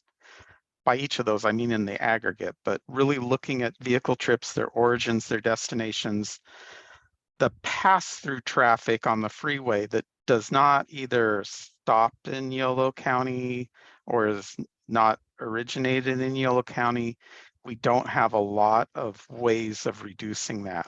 Where the focus is for when we're coming to reductions is really focusing in on the origin and destination of those trips, because there's where we can figure out transit and other forms that would reduce that, as well as where electric EV charging systems need to be placed throughout the county to transition towards an electric vehicle system rather than internal combustion.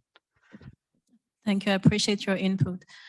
So since we've run out of public comments and I think exhausted our commissioners' feedback also on this, I suggest that we close our time on this item and that we now look at agenda item number 9. So Kristen is going to lead the conversation on that. It's touching on the support for the Governor's Office of Planning and Research Regional Resilience Grant application. So that was a mouthful. So Kristen, we're listening. Yeah, the OPR ICARP RRGP grant application. So I'll also try to keep this brief. So I'm going to quickly provide an update on this grant application that we are in the process of developing. And then the two recommended actions, so it would be to vote on two things, to support the application to the Regional Resilience Grant Program as a commission, and 2, to authorize chair and co-chair, so NJ and Andrew, to draft and submit a letter of support on behalf of the commission. In an ideal world, we would have that letter drafted, but the grant application isn't due for, it is due the day after our next commission meeting, which was just a little bit too tight of a turnaround for us as we're working out some of the details with our partners. So an overview of this grant application: the Regional Resilience Grant Program is a grant program that seeks to promote regional collaboration around key resilience priorities.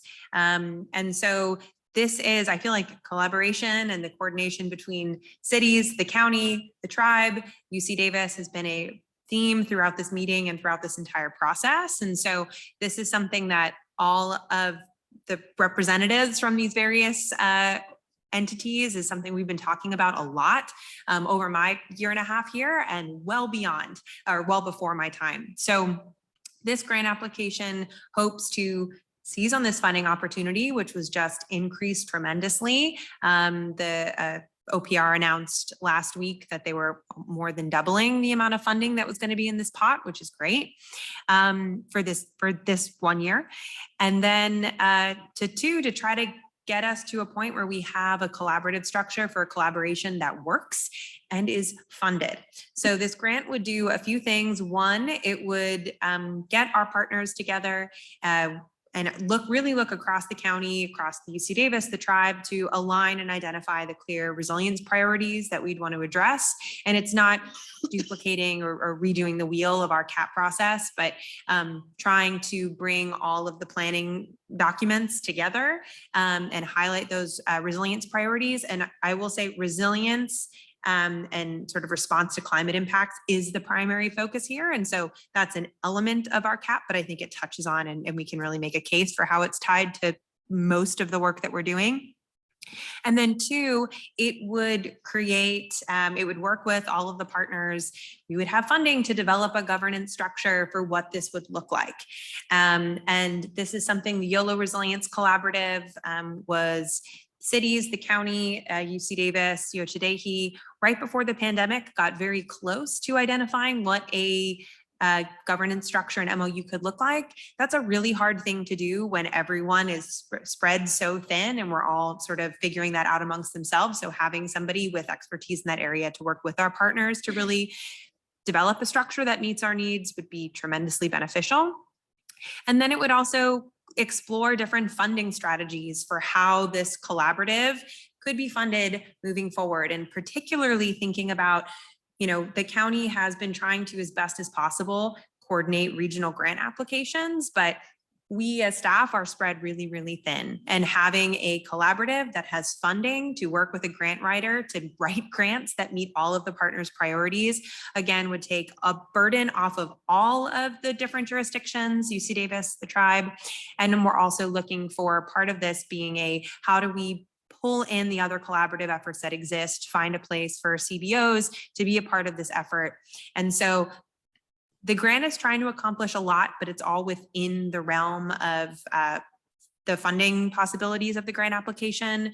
One of the items that is also allowable is to explore setting up a climate resilience district, which is essentially a special district focused on climate action. You can receive funds, you can take increment tax financing. There are a lot of other mechanism that this opens up, and I don't know that that's, I think, likely not the right mechanism for us, but to be able to explore sort of a broader scope of funding options that we haven't really been able to leverage before is what we're trying to do. So that is the grant, what we are thinking in a nutshell. More to work out over the next 5 weeks before the grant deadline, but before voting, obviously want to open it up to any questions that the commission, the public has on the item. Commissioners, thank you, Kristen. It's very exciting prospect. So before asking, voting on it, making motions, any questions for Kristen? Are you all okay? Yes, Commissioner Dutton. Just approximately how much money we're talking about here? What's the scale of this? I believe, and I've got to look back, it was somewhere between about $350,000, and that's to do the outreach and engagement, setting up collaborative meetings, developing the funding strategy. We're trying to accomplish a lot with this money, but we haven't sort of settled, and that was part of, we haven't settled on a final number as we work out some of the details on it, but that's roughly the number we're talking about. Thank you, Commissioner Britton. Yeah, speaking as a representative of Winters, which has basically no extra staff time whatsoever, like negative staff time is available out there. Obviously, this is an end point would be great, because it's free extra stuff for getting things done in Winters without using their staff time. But to get there, you have to write a grant and satisfy all the bells and whistles and hoops of getting through the Winters municipal grant writing process, which will cost, well, staff time. Any help on that anywhere? How's that going to work with stressed out collaborative partners? So we're writing the grant. As the county, we are sharing, we had a meeting with partners at the beginning of the process to discuss, we've been meeting as a group of partners every couple of months over the last 2 years. And we've discussed this topic, including with Steph from Winters. And the actual lift of writing the grant, we used the last little remaining bucket of funding that we had to do grant writing support to try to get the push to essentially the end of the fiscal year when we lost access to that funding. But we got a first draft written. Julia and I as staff are going to kind of collect all the pieces, do all the administrative wrangling of the grant. And we're asking for partners and we did the same thing with the Zero Emission Vehicle Action Plan, trying to minimize impact on partners. So we're asking for review of the grant, if that's something that partners want to do, and writing a letter of support, of which we have previously helped write drafts and templates for our partners to try to minimize that, knowing that this is why this collaborative is needed. Certainly is. Yeah. That sounds perfect, actually. It couldn't be better. So thank you all for picking up that weight and carrying it. So great. Thank you, Ken. Additional questions, comments? Not on this floor. What about online? Bernadette or Sarah? No? Do we have any public comments? I do not see any public comment at this time. Okay, so just a quick question from me. So I understand that this is a collaborative with all, the stakeholders in Yolo County, including UC Davis and Yochadihi. If it's okay to ask, so how many people in terms of body count Um, And I think that's something that we're hoping to answer as part of this process. We have the partners who had formed the Yolo Resiliency Collaborative in its pre-pandemic form. Before the pandemic, they hired a Civic Spark Fellow to work on a project, but then funding was lost. And so anyway, that would be an outcome of this, is Mhm. figuring out what the best size would be. We're talking with a few other collaboratives that have started similar efforts and seeing what works for them. Some of them have municipal partners as sort of a core board of directors. And then they have an advisory committee that exists of CBOs from every corner of their community. There are also, some of them then have also citizens advisory committee. So I think there are a lot of questions to answer, and that's Okay. why we're hoping to do this. Thank you for sharing the big picture with us. So as a reminder, this is an action item, agenda item. So we need to vote on two different course of actions. So number one, we are going to vote on this commission supporting via a letter, supporting this application. So we're talking about the drafting of a letter in the name of the commission. Kristen, would you like to help us formalize of, Yeah, the specifically what the motion would be to support the Yolo County application to the ICARP Regional Resilience Grant Program, and two, to authorize the chair and co-chair to draft and submit a letter of support on behalf of the commission. So I suggest that we vote separately, just for clarity. Do we have a motion? Do we have a second? Then we're gonna have a discussion on that. I move what is A on the agenda, Second that. first item. Okay, do we have a comment discussion on this? Okay, so I think we're ready to vote on support for the application. Commissioner Reed? Aye. Commissioner Daddle? Aye. Commissioner Ullman? Aye. Commissioner Serena? Aye. Commissioner White? Aye. Oh, Aye. Commissioner Austin? Aye. Commissioner Bennett? Aye. And Commissioner Britton? Aye. Thank you. The motion passes. So now let's vote on the second matter. And yeah, second item would be to authorize the chair and co-chair to draft and submit a letter of support on behalf of the commission. So moved, Commissioner Reed. Seconded, Commissioner Daddle. Thank you. Questions, feedback, comments on this? No, so we're ready to vote. Commissioner Reed? Aye. Commissioner Daddle? Aye. Commissioner Ullman? Aye. Commissioner Serena? Aye. Commissioner White? Aye. Chair Mbondo? Aye. Commissioner Austin? Aye. Commissioner Bennett? Aye. And Commissioner Britton? Aye. The motion passes. Thank you all. I think this is a very good moment in our meeting time today. So this concludes our time on agenda item number 9. So we're moving on to agenda item number 10, members of the commission. Do you have any reports, comments, or future agenda items you would like to bring to the board, to the commission? Yes, Commissioner Bennett. I don't have my glasses, but I know where you're positioned.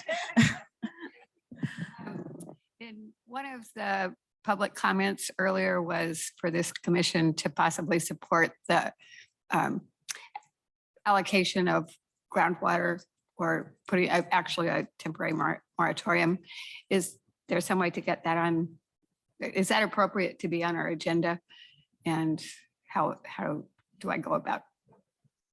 I think we'll check, we'll have a discussion with the subcommittee about, typically for internal county discussions, the subcommittee likes to have a discussion around that, so we can follow up with Supervisor Provenza and Frericks. And then we can add that, if they're comfortable with us having a discussion around that, add it to an agenda for our future meeting. I couldn't hear Commissioner Bennett very well. Could you just louder express what? It was a conversation around the well moratorium. Okay. And I mean, now I'm not sure that the timing works out. I believe that is a discussion that might be happening at the commission, at the Board of Supervisors meeting tomorrow.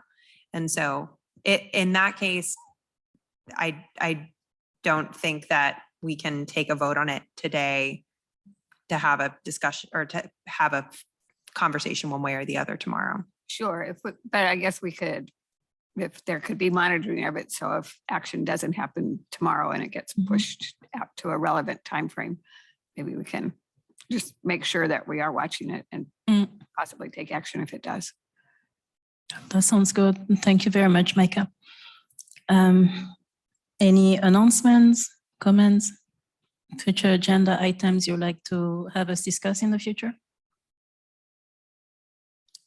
Okay. So I don't think we usually take public comments on that, so I'm not going to ask for public comments. I suggest that we close our time together on agenda item number 10. So let's look at agenda item 11, refer to attachment L. This is commission correspondence. Kristen? Yep, I'm just noting in our agenda packet, we have commission correspondence received between last meeting and now included in the packet for reference. Thank you. Members of the commission, any words on that? Anything you'd like to share?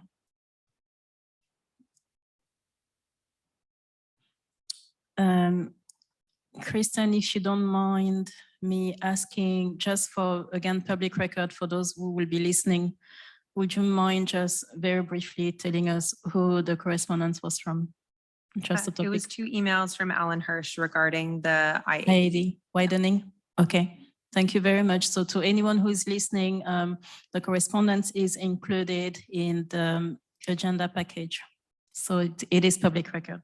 And thank you, Mr. Hirsch, for contacting the commissions and sharing your concerns.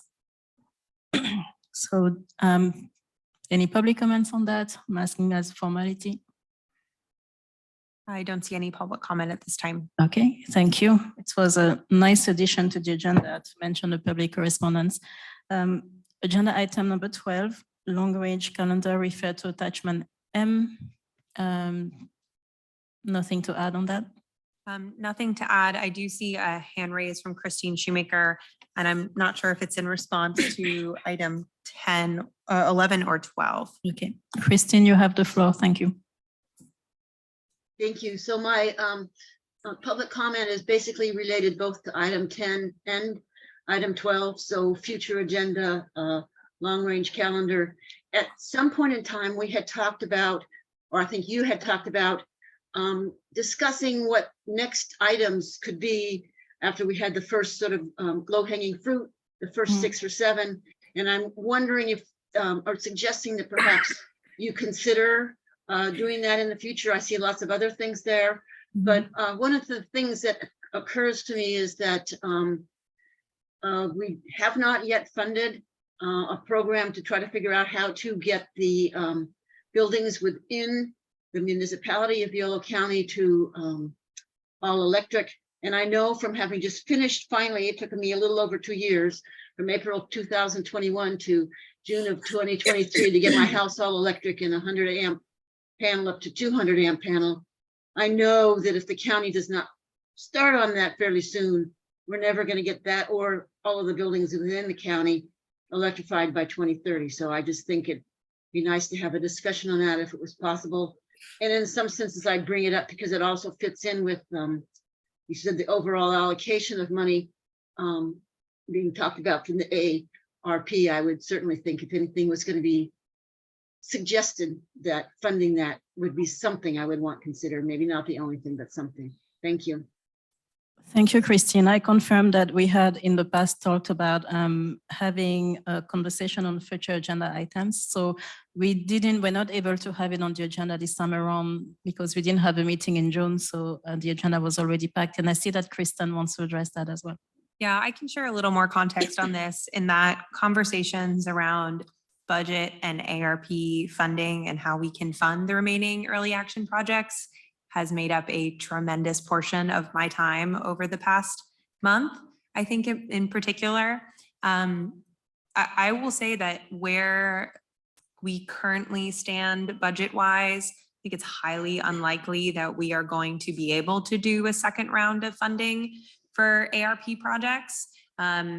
Getting the projects done that we have identified as early actions is a top priority, and currently the remaining funds that we have in our ARP pool, about $543,000, and think $827, is insufficient to fund the projects that we have left.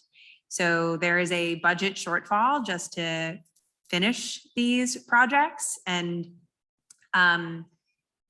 we have thrown these projects into the mix for consideration for remaining ARP funds that have been unallocated. And so I think it'll be interesting to see how the conversation goes tomorrow at the board in regards to these remaining funds and climate action projects. But I think that we can potentially share more of an update in July. I think the meeting to, in August, it's July already. You can tell where my head is at right now. We can have a conversation or at least a staff update in August with a rundown of ARP funding. And I think how we can try to fund the remaining projects that we have between a mix of grants, ARP funding, and other sources. And Thank thanks, you, Christine, Kristen. for that comment. Thanks, Christine. Thank you, Kristen. And I think when Christine was talking about future agenda items as an agenda item, so we talk about going over what is currently listed and looking if we need to update it and the content of what that will be. Any reactions? Yes. I think you need the mic so we can hear you well, if it's okay. And just for the record, just state your first name so people listening. Yes, my name is Kathleen Reno. I'm from Jim Provenza's office.